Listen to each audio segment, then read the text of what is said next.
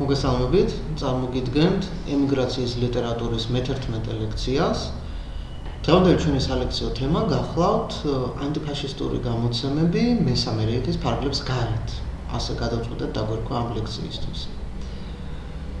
ვიდრე ნაცისტური გერმანია, ფაშისტური გერმანია დაიპყრობდა საფრანგეთს და მოახდენდა პარიზის ოკუპაციას და დაპყრობას, საფრანგეთი და კონკრეტულად მისი დედაქალაქი პარიზი იყო ერთ-ერთი გამორჩეული ადგილი კულტურული აქტიურობის თვალსაზრისით. აი, როდესაც ჩვენ გერმანულ ემიგრაციის თეორიაზე ვსაუბრობთ, იქ ვთქვით, რომ საფრანგეთი იყო მნიშვნელოვანი ადგილი, როგორც ლტოლვილთა თავშესაფარი, რაც სხვადასხვა გარემოებებით იყო გამოწვეული. მაგრამ გარდა წმინდა თავშესაფრის ფუნქციის და თვალსაზრისისა, საფრანგეთი გახდა მნიშვნელოვანი კულტურული თვალსაზრისითაც. არა მხოლოდ საფრანგეთი, მაგრამ ერთ-ერთი მნიშვნელოვანი კერა აღმოჩნდა. რამე თუ წერალთა, გერმანელ მწერალთა, ემიგრანტ მწერალთა უმრავლესობა სწორედ საფრანგეთში გაემგზავრა ემიგრაციაში. თუ არ ჩავთვლით ჰაინრიხ მანს, რომელიც ნიჩაში იყო, ფოიხტვანგერს, რომელიც ასევე არ იყო საფრანგეთში, მაგრამ დიდი ნაწილი იყო საფრანგეთში. რა შეიძლება ყოფილიყო ამის გამომწვევი მიზეზი? ერთის რომ გეოგრაფიული სიახლოვე. გეოგრაფიული სიახლოვე თავისუფლად განაპირობებდა იმას, რომ მწერლები თვლიდნენ, რომ რაც ახლოს იქნებოდნენ გერმანიასთან, მით უფრო ეფექტური იქნებოდა მათი მესამე რეიხის საწინააღმდეგოდ გატარებული კულტურული პოლიტიკა. მეორე მხრივ, ფრანგული საზოგადოების აზრი, საზოგადოებრივი აზრი, რომელიც მხარს უჭერდა და იზიარებდა, ვიდრე დოიჩენისტერიე ჩამოყალიბდებოდა, იქამდე მხარს უჭერდა გერმანელ ემიგრანტებს და ასევე ფრანგული სახალხო ფრონტი, რომელიც ითით თქვენ, რომ ისევე როგორც ესპანური სახალხო ფრონტი, ფრანგული სახალხო ფრონტით მოწოდებული იყო დაეცვა რესპუბლიკა და რესპუბლიკური იდეალები და კონსტიტუციური უფლებები. ამგვარად, აი ამ სწორედ ამ მიზეზებით გამომდინარე, საფრანგეთი გადაიქცა განდევნილობის ჟურნალისტიკის ერთ-ერთ ცენტრად და გერმანული ემიგრაციის მეტად მრავალფეროვანი პრესა გამოდიოდა საფრანგეთში, რომელთა შორისაც აღსანიშნავია შემდგომი გამოცემები. ეს გახლავთ პარიზენ თაგებლად, პარიზენ ტაგეცაითუნგ, PTB, PTC, ესეთი აბრევიატურით მოვხსენებთ მომავალში. გერმანული ემიგრაციის ერთადერთი ყოველდღიური გაზეთი იყო, რომელიც ყოველდღიური სტატუსით გამოდიოდა 33 წლის დეკემბრიდან 40 წლის შუამდე. ბოლო თვეებში უკვე არა ყოველდღიურად. ამ გაზეთის რედაქცია დაკომპლექტებული იყო ვაიმარის რესპუბლიკის ბერლინული ლიბერალური პარტიის ჟურნალისტებისგან, მათ შორის აღსანიშნავია რედაქტორი გეორგ ბერჰარდი, რომელიც მსგავს მოვალეობას ასრულებდა ბერლინში, გამოდიოდა ასეთი გაზეთი Vossische Zeitung. 36 წლის ივნისში გარკვეული სკანდალი იყო პარიზენ თაგებლატის ირგვლივ და მის შემდეგ შეიცვალა გაზეთის რედაქტორი და PTB გადაკეტა PTC-დად, ანუ პარიზენ ტაგეცაითუნგად. ამიტომ არის ქვესათაურში თქვენს სკრიპტში გამოტანილი PTB, წილაის ხაზი PTC-ად. 36 წლის 12 ივნისიდან 1940 წლის შუამდე, ანუ ვიდრე შეწყვიტა გაზეთმა ფუნქციონირება, გაზეთი გამოდიოდა PTC-ს ახალი სახელით და განსაკუთრებით მნიშვნელოვანია ჩვენთვის ეს გაზეთი იმ როლის გამო, რომელიც მას გერმანული საზოგადოების სამოქმედო გეგმების დებატებში შეჰქონდა.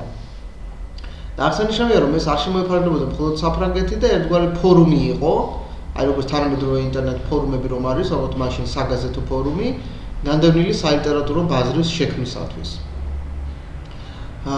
მათ სურდათ გაზეთი მიზნად ისახავდა ჭეშმარიტი გერმანიის, ბჭყალებში ხმარობდნენ თავად ამას, ჭეშმარიტი გერმანიის წარმომადგენლებისა განდევნილობაში და ტრადიციული გერმანული კულტურის მემკვიდრეებისა.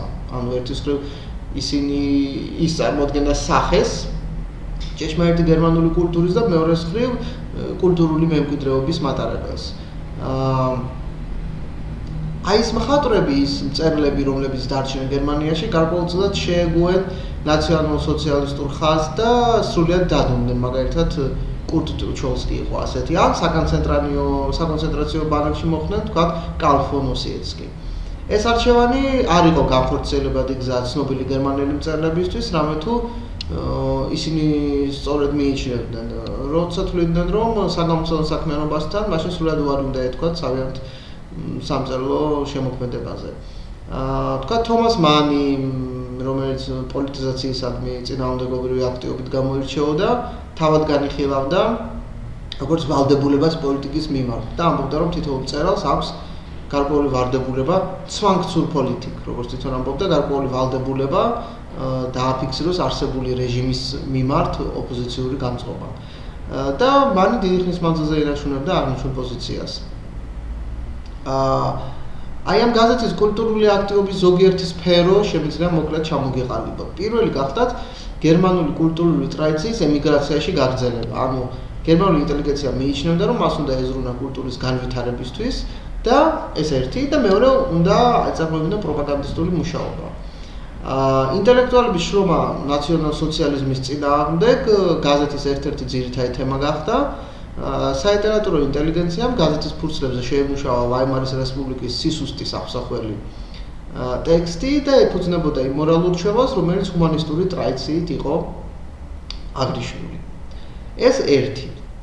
მეორე გახსნათ განდევნილობის სალიტერატურო ბაზრის შექმნა, რამით ამ მწერლებს ჭირდებოდათ სალიტერატურო ბაზარი, რომ ეარსებათ. აი რედაქციას გაზეთის პტპ-პტს რედაქციას გაცნობიერებული ჰქონდა, რომ სალიტერატურო ბაზარი ვერ გადარჩებოდა, თუ იგი იქნებოდა მოწყვეტილი გერმანულენოვან საზოგადოებას.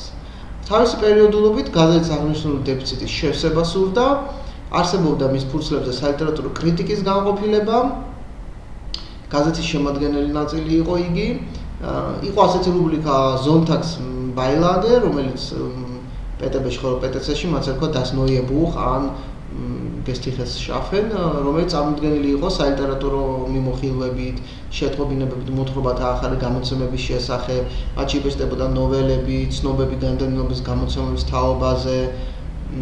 ანუ ეს იყო გარკვეული ალმანახივით, კალენდარივით, რომელიც გამოსცემდა ესეთ ინფორმაციას და ავრცელებდა, რაც თავარია, კითხვაში ინფორმაციას ბოლო სალიტერატურო სიახლეების შესახებ. გაზეთის მნიშვნელოვანი ნაწილი ეთმობოდა სალიტერატურო სექციას, რომელიც სამშაბათ-შაბათს ან კვირის გამოცემაში ხდებოდა და ზოგადად ეს პტბ-პტც გაზეთი თანამშრომლობდა ძალიან ბევრ ავტორთან. ახლა რომ ჩამოვთვალოთ კლაუს მანი, ჰაინრიხ მანი, ცვაიგი, თომას მანი, ჰემინგუეი, ლიონ ფოიხტვანგერი, ალფრედ დობლინი, ბერენზონი, ალფრედ კერი, ვილი ბრედელი, ზიგფრიდ კრაკაუერი და მრავალი სხვა. ისინი წერდნენ გაზეთისთვის ორიგინალურ სტატიებს, ან ხელახლა ბეჭდავდნენ სხვაგან გამოსულ წერილებს. ანუ მათი ტექსტების გავრცელებასაც უწყობდა გაზეთი ხელს. გაზეთში შუქდებოდა განდევნილი ავტორების სალიტერატურო სიახლეები, ხშირად ცნობები უფრო ადრე იბეჭდებოდა, ვიდრე წიგნები. ანუ წიგნების გამოცემა მაინც ხომ გარკვეულ დროსთან იყო შეჭიდული და როცა იცოდნენ ავტორებმა რომ დაახლოებით წინასწარ აკეთებდნენ პროგნოზს, რომ თქვა ნოემბრის თვეში გამოვა ჰაინრიხ მანის არის ცნობილი ტექსტი, შემდგომში რომელიც ცნობილი გახდებოდა. გაზეთში შუქდებოდა მაგალითად კლაუს მანის ისეთი ტექსტი, როგორც იყო მეფისტო, აუდერ ფლუხტერ შოუსენი, ვალტერ შოენსტეინის, რომან აინეს ნაცი, ბადლერ ორდენის და სხვები.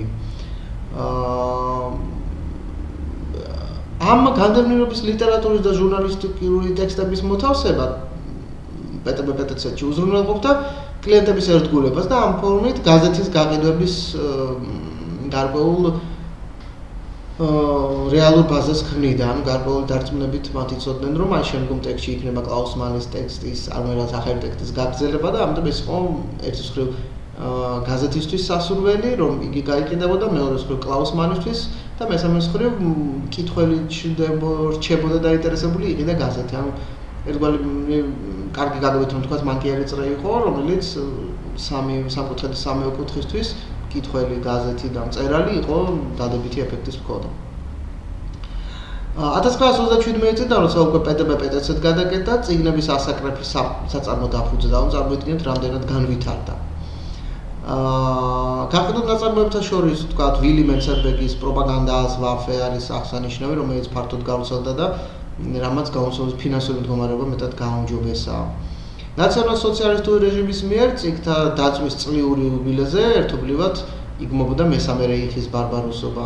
პირველი იუბილეზე გამოიცა სტატია სახელწოდებით ბარბაროსობის ქრონიკები, წიგნთა დაცვის პირველი იუბილისთვის, რომელიც წარმოადგენდა ცნობილ ავტორთა სალიტერატურო ნაშრომთა ნაწყვეტებს. წარმოიდგინეთ, რა საინტერესო იქნება ამ წიგნის საკითხვა.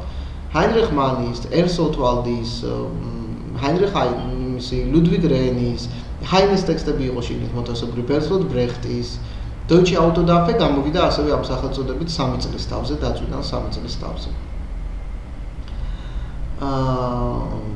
სხვა გამოცემებს რაც შეეხება, თავად ეს პეტ-ცეტი ინარჩუნებდა გარდამისა რომ აღწერეთ ძალიან დიდ მნიშვნელოვან როლს ასრულებდა, ინარჩუნებდა ურთიერთობას გერმანული ემიგრაციის სხვა გამოცემებთან, მაგალითად კლაუს მანის მიერ დაარსებულ ჟურნალთან დი ზამლუნგ, რომელიც ამსტერდამში გამოდიოდა, პრაღულ გამოცემასთან დერ მონატ და თომას მანის სალიტერატურო ჟურნალთან მას und wert. პეტ-ცეტი გადმობეჭდავდა ხოლმე სხვადასხვა პოზიციის ამსახველ სტატიებს, სხვადასხვა ავტორის, რითაც მათ გავრცელებას, დიფუზიას უწყობდა ხელს. სოლიდარობის და ანტიფაშისტური ბრძოლისათვის გაერთიანება ნათლად გამოიკვეთა ესპანეთის სამოქალაქო ომის დროს რესპუბლიკური მთავრობის მხარდაჭერით.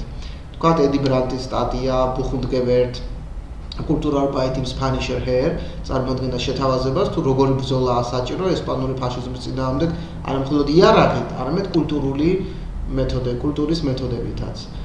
რაც მესამე რეიხის საწინააღმდეგო მიმართულ ბრძოლასთან კონოტაციაში იმყოფებოდა. საუბრები გერმანელ ავტორებთან, რომლებიც საკუთარ საომარ გამოცდილების შესახებ მოგთხრობდნენ, ან წარმოგვიდგენდნენ მოსაბეზრებებს მის შესახებ, ესპანურ სამოქალაქო ომზე არსებული წიგნების გარდა, ეს ყველა ტექსტი აღლენს იმ დახმარებას, რომელიც გაწია სალიტერატურო ინტელიგენციამ საერთაშორისო ფაშისტური ბრძოლის წინააღმდეგ. კერძოდ, რესპუბლიკური მთავრობის დახმარებისთვის, ფრანკისტული აჯანყების წინააღმდეგ. აი მაგალითად გაზეთის ფურცლებზე ესპანეთის შეიარაღებული კონფლიქტის თაობაზე დიდი მნიშვნელობა შეიძინა პოეტურმა ხმამ. მათ შორის აღსანიშნავია მაქს ბარტის ლექსი დერ კლაინე მადრილენიო, ან ჯეფ ლასტის ლიდერ ფონ დერ სერა ფონდ, რომლებიც გერმანული სალიტერატურო ინტელიგენციის პოლიტიკურ და ემოციურ კომპრომისს ავლენენ ესპანური რესპუბლიკური მთავრობის მიმართ. ამ კომპრომიზმის მოტივაცია ორ ფრონტს შორის არსებული პარალელიზმია, თქვათ ფრანკისტული აჯანყება და მესამე რეიხი და თქვენ იცით რომ ჰიტლერი ძალიან ეხმარებოდა ფრანკოს ისევ როგორც მუსოლინი, თუმცა მუსოლინის ნაკლებად სწამდა ფრანკოსი, მაგრამ და იმისა რომ ფრანკო მადრიდს აიღებდა, მაგრამ ჰიტლერი ძალიან ეხმარებოდა შეიარაღების თვალსაზრისით და რომ არა ჰიტლერის და მუსოლინის დახმარება ფრანკოს ისტორიკოსები, ესპანური სამოქალაქო ომის ისტორიკოსები მიიჩნევდნენ, რომ მეტად დაბალი იყო იმის ალბათობა, რომ ფრანკო მადრიდს აიღებდა. მესამე რეიხის საწინააღმდეგოდ პირდაპირ ბრძოლის შეუძლებლობის მიზეზით, რომელიც ეროვნულ და საერთაშორისო ძალებს აერთიანებდა, ბრძოლის საკომპენსაციოდ ინტელიგენცია უჭერდა ესპანურ რესპუბლიკას მხარს.